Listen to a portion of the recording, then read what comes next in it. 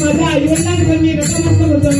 तसेच माझे गुरुवर्य श्री अजित सिंगरबुवा यांच्या चरणी नतमस्तक होतोय आणि वेळोवेळी मला मार्गदर्शन केलेल्या सर्वांच्या चरणी नतमस्तक होतोय.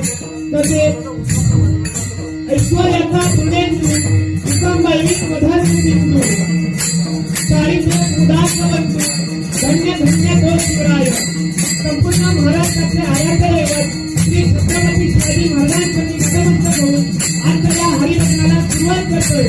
जय हिंद, जय महाराष्ट्र.